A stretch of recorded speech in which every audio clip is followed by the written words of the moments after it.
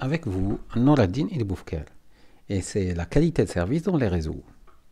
Cette présentation sera consacrée au mécanisme de compression d'entête qui sera utilisé pour améliorer l'efficacité des couches basses et surtout de la couche liaison. En termes de qualité de service, nous pouvons dire que le délai de bout en bout, bien le délai de transit, est un des paramètres critiques qui influence fortement la qualité de service rendue à un service donné, tel que par exemple la voix sur IP, ou dans le cas général, ça influence fortement l'expérience utilisateur.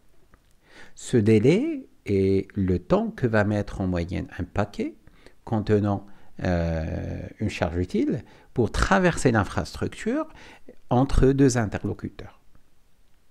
Les principales composantes de ce délai, ou bien les causes de ce délai end-to-end, nous pouvons dire que tout d'abord, il y a l'opération de sérialisation. Sérialisation qui consiste à mettre en série des données qui circulent en principe à l'intérieur des équipements qui circulent en mode parallèle. Puis, il y a l'opération de propagation, qui est une fonction des caractéristiques intrinsèques du support de transmission utilisé. Et finalement, les délais de traitement, que ce soit des traitements qui se font au niveau des terminaux utilisateurs ou bien des traitements qui se font au niveau des éléments réseau. Focalisons un petit peu sur les délais de sérialisation qui sont des délais qu'on peut à la limite contrôler ou bien qu'on peut à la limite réduire de façon significative. Regardons tout d'abord ce qu'on transmet dans un réseau.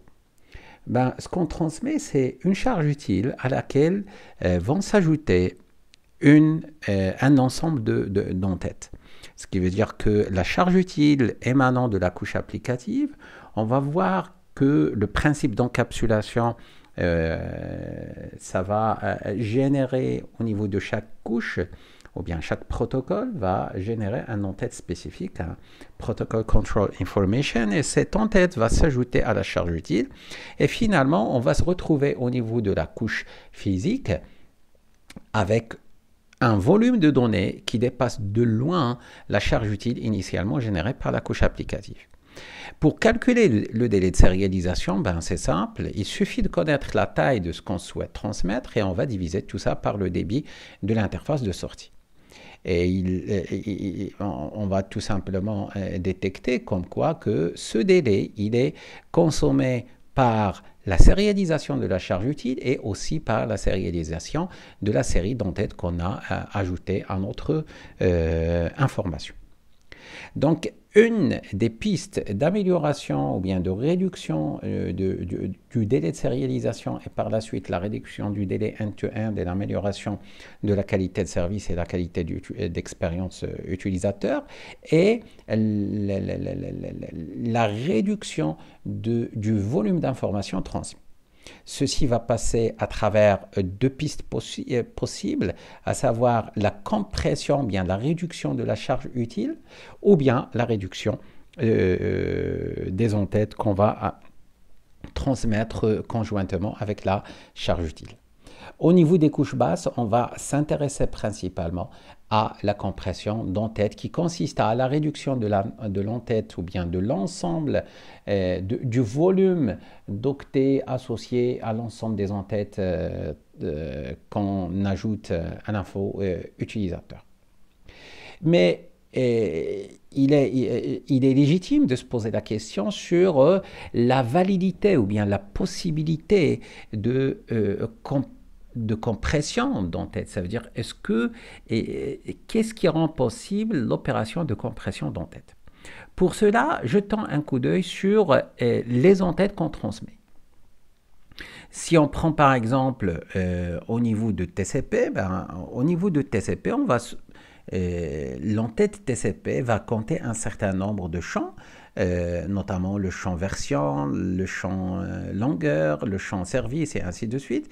Et on va trouver qu'il y a un ensemble de champs qui vont transmettre, si on souhaite, entre deux paquets par exemple, qui partent de la même source vers la même destination et qui y émanent du même service, ben, on va trouver que ces deux paquets, ils vont transporter tous les deux des champs dont les valeurs sont identiques.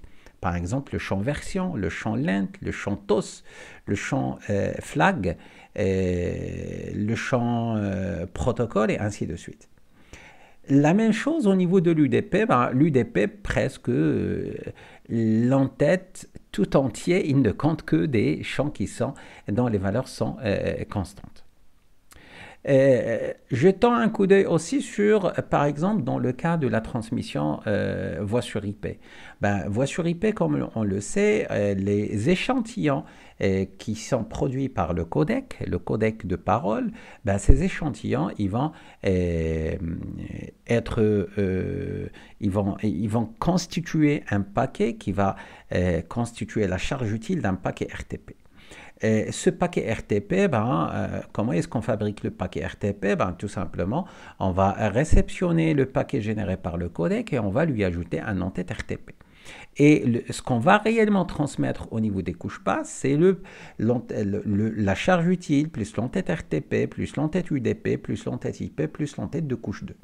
Si on zoome sur l'entête RTP, on va trouver qu'il compte un certain nombre de champs, notamment le champ version, le padding, le markup, le compteur de source de contribution, le payload type, sequence number et le timestamp et ainsi de suite.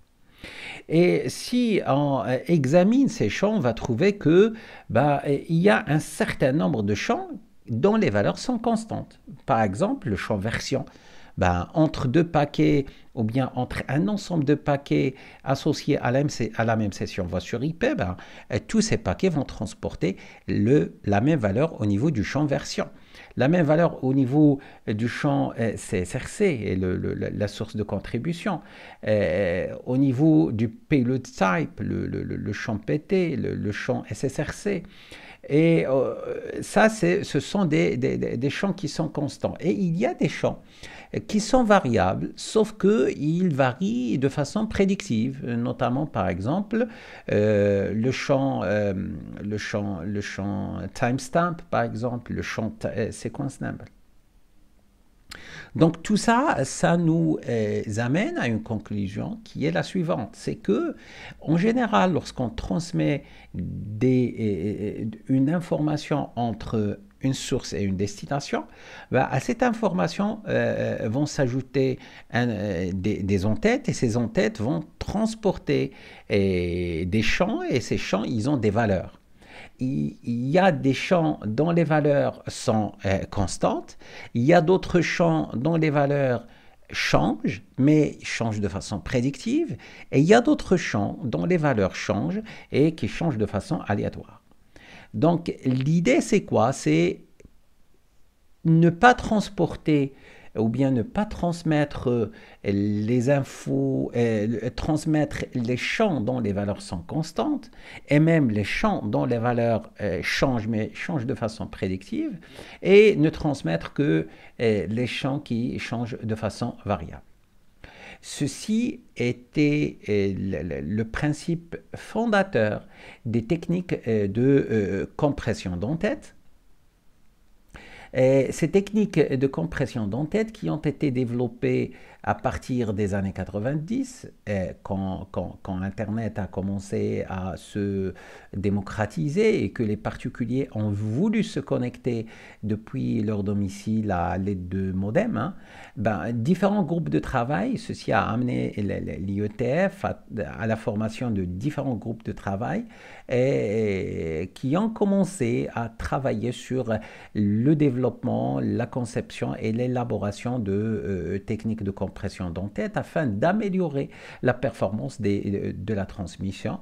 C'est ce qui a conduit finalement à la proposition d'un certain nombre de technologies et surtout de protocoles de compression tels que le protocole CRTP qui est utilisé pour la compression de paquets RTP, le protocole, le VGHC, qui a été proposé par Van Jacobson en 1990, et aussi le protocole IPHC, le protocole HeroHC, qui est le plus récent des protocoles, en plus aussi du protocole LoWPAN HC1, qui a fait l'objet de la RFC 4944, qui définit un mécanisme de compression des entêtes IPv6 pour les LoWPAN, les réseaux LoWPAN. Donc, c'est ça le principe de la compression d'entête, c'est essayer de réduire au maximum possible la taille des entêtes transmises et par voie de conséquence, on va pouvoir réduire les délais de sérialisation associés à la transmission et par voie de conséquence, la réduction des délais end-to-end et l'amélioration de la qualité de service.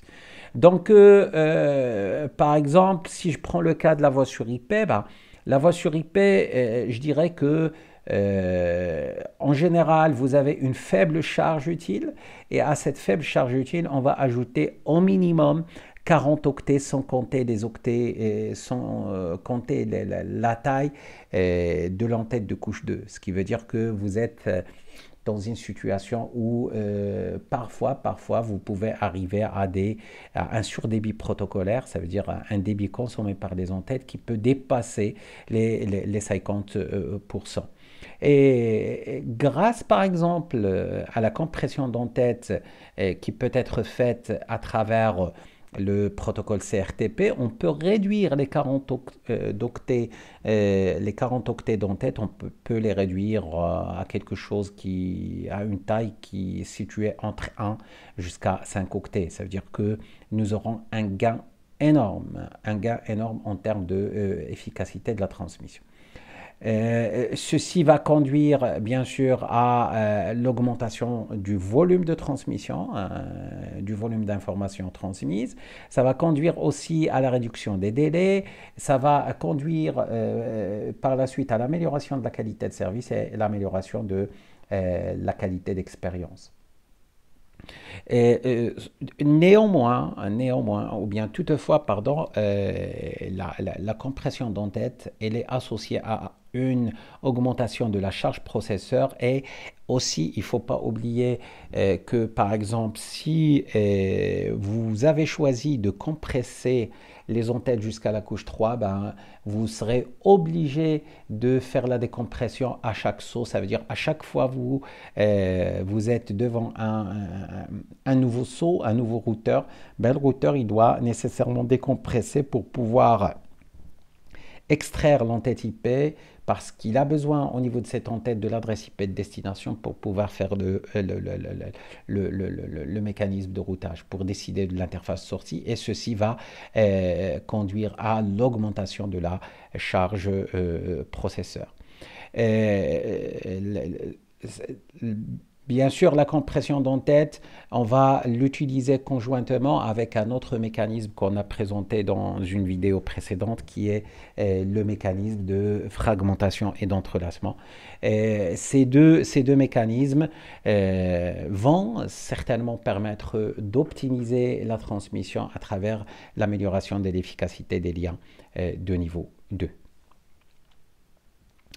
Cette vidéo touche à sa fin. J'espère qu'elle vous a apporté de la valeur.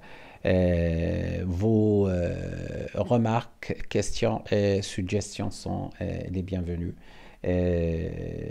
Merci et à la prochaine vidéo, Inch'Allah.